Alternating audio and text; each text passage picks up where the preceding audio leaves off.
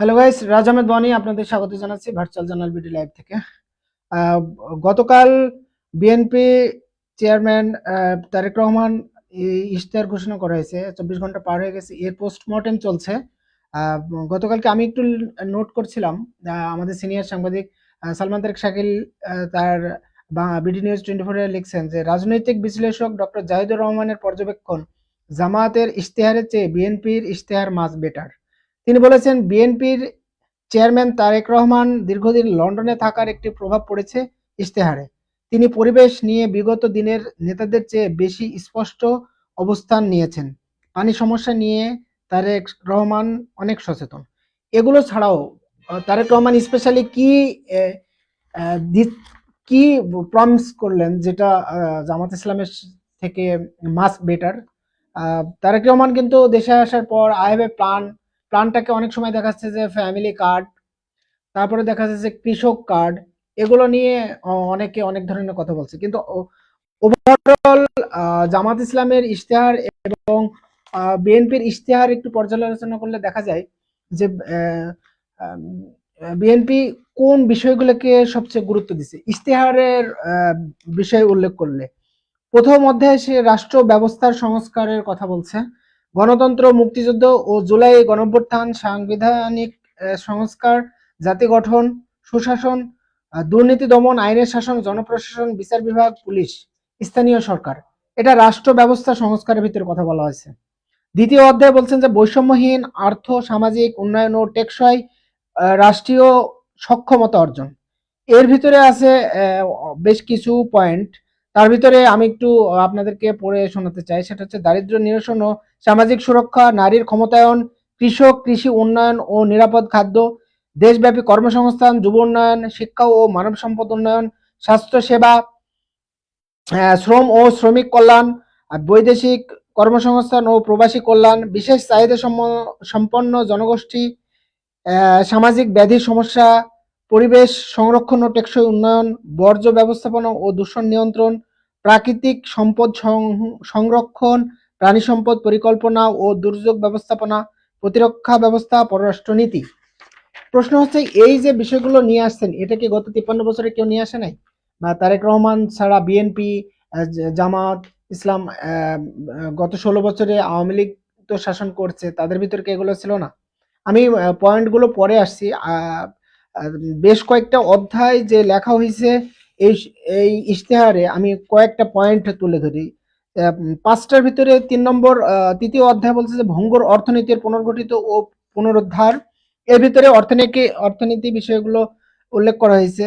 অর্থনীতির গণতন্ত্রায়ন, ট্রিলিয়ন ডলারের অর্থনীতি, বিনিয়োগ ও বৈদেশিক প্রত্যক্ষ বিনিয়োগ, বেসরকারি খাত উন্নয়ন, ব্যাংক ও আর্থিক প্রতিষ্ঠান খাত ও সংস্কার, পুঁজিবাজার সংস্কার ও উন্নয়ন, বাণিজ্য সহজীকরণ ও আন্তর্জাতিক বাজার সম্প্রসারণ, শিল্প খাত, কারু ও হস্তশিল্প এবং গ্রামীণ অর্থনীতির উন্নয়ন, সেবা খাত, বিদ্যুৎ ও জ্বালানি খাত উন্নয়ন, তথ্য ও যোগাযোগ প্রযুক্তি, যোগাযোগ ও পরিবহন খাত, সুশীল অর্থনীতি, সৃজনশীল অর্থনীতির উন্নয়ন, রাজস্ব আয় ও ব্যয় ব্যবস্থাপনা। আর 2টি পয়েন্ট আছে। অর্থ চতুর্থ অধ্যায়ের ভিতরে অঞ্চল ভিত্তিক সুষম উন্নয়নের কথা বলা হয়েছে। চট্টগ্রামকে বাণিজ্যিক রাজধানী প্রতিষ্ঠা, উত্তরাঞ্চলের উন্নয়ন, হাওড় বাওড় অঞ্চলের উন্নয়ন, উপকূলীয় অঞ্চলের উন্নয়ন, নগরায়ন ও আবাসন, নিরাপদ ও টেকসই ঢাকা নির্মাণ, পর্যটন খাত। পঞ্চম অধ্যায়ে কথা বলার আগে আমি একটু কথা বলে নিই। গণসংহতি আন্দোলনের কেন্দ্রীয় সমন্বয়ক পরিষদের তাসলিমা আক্তার লিমা, উনি ঢাকা 17 আসনে নির্বাচন করছেন। উনি একটা কথা বলছেন যে কথা কম কাজ বেশি হবে। কাজ যে কি বেশি হবে সেটা আমরা আগামী নেক্সট 12 তারিখের ইলেকশনের পরে যে সরকার ক্ষমতায় বসবেন তাদের অ্যাক্টিভিটিসের উপর ডিপেন্ড করবে যে কথা কম না কাজ বেশি। আমি একটু কথাতে আসি। সেটা হচ্ছে পঞ্চম অধ্যায়ে ধর্ম, সমাজ, ক্রীড়া, সাংস্কৃতিক ও সংহতি, ধর্মীয় সম্প্রীতি, পাহাড় ও সমতলের নৃগোষ্ঠী, ক্রীড়া, গণমাধ্যম, শিল্প ও সংস্কৃতি, উন্নয়ন, শক্তি, পুনরুদ্ধার। এই 5টি অধ্যায়ের উপরে বেশ অনেক বড় একটি ফাইল ইশতেহার জনাব তারেক রহমান তার বুদ্ধিজীবী টিম গঠন করেছে, যে বিএনপির ইশতেহারে যেগুলো উল্লেখ করলাম আমি, এই উল্লেখ ডক্টর জাহিদুর রহমান কেন বলছে যে মাছ বেটার জামাত ইসলামের চেয়েও বিএনপির পরিকল্পনাগুলো। জামাত ইসলামের ইশতেহার নিয়ে নেক্সট লাইভে বিস্তারিত কথা বলবো। আজ শুধু বিএনপির পরিকল্পনাগুলো আমি তুলে ধরলাম। বিএনপির পরিকল্পনাগুলো কৃষকের ভাগ্য উন্নয়নে বিএনপির পরিকল্পনা, এই পরিকল্পনাটা আমি একটু আলোকপাত করতে চাই। সেটা হচ্ছে কৃষকের জন্য নিরাপদ ও নির্ভরযোগ্য কৃষক কার্ড, যে কৃষক কার্ডটা আমি প্রথমে দেখিয়েছিলাম, এই কৃষক কার্ডটা সারা বাংলাদেশে তারেক রহমান দেখাচ্ছেন। কৃষক কার্ড হাতে থাকলে হাতে সেবা পাবেন সাথে সাথে। সে জায়গায় কি, আমার কৃষক, আমার মেহেরপুর 1 আসন এবং 2 আসনের কথা বলি, সেখানে ন্যায্য মূল্যে সার, বীজ, কীটনাশক, সরকারি ভর্তুকি ও প্রণোদনা, স্বল্প মূল্যে কৃষি যন্ত্রপাতি সুবিধা, স্বল্প ব্যয়ে সেচ সুবিধা, সহজ শর্তে কৃষি ঋণ, কৃষি বীমা সুবিধা, ন্যায্য মূল্যে কৃষি পণ্য বিক্রয়ের সুবিধা, কৃষি বিষয়ক প্রশিক্ষণ, মোবাইলে আবহাওয়া ও বাজার তথ্য, মোবাইলে ফসলের চিকিৎসা সুবিধা, মৎস্য চাষী ও প্রাণী সম্পদ খামারিরাও কৃষক কার্ডের সুবিধা পাবেন।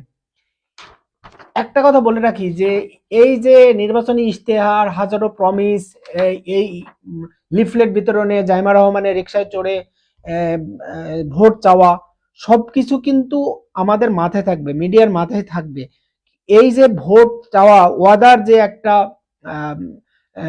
বিষয় নেওয়া, যে আমি প্রমিস করছি এবং ক্ষমতায় গেলে এই প্রমিসটা পূরণ করব, এটা উল্লেখযোগ্য বিষয় যে কতটুকু বিএনপি তাদের প্রমিস বা যে প্রতিশ্রুতিগুলো দিচ্ছে তারা রাখতে পারবে, কন্টিনিউ করতে পারবে। বিগত 16 বছরে আওয়ামী লীগ সরকারের প্রসঙ্গ এসে যায়, তারা 16 বছরে কি দেশটাকে একটা জায়গায় নিয়ে যায় নাই? তারা কি টোটালি ব্যর্থ? তো গত 17 বছর তারেক রহমান লন্ডনে কি অবজার্ভ করলেন এবং কি প্ল্যান নিয়ে ঢাকাতে এসে বাংলাদেশে এসে রাজনীতি শুরু করলেন, এবং 12 তারিখে যদি ও সবকিছু ঠিক থাকে, তাহলে বিএনপি ক্ষমতায় যদি যায়, বিএনপির তারেক রহমানের যে আই হ্যাভ এ প্ল্যান, তার পরিকল্পনা কি কি, মাস্টারমাইন্ড কি কি নিয়ে আসছেন, সেগুলো নিয়ে আমরা দেখতে পাবো। তো ফ্রেন্ডস, আপনারা keep watching virtual journal BD live. Thank you, good night.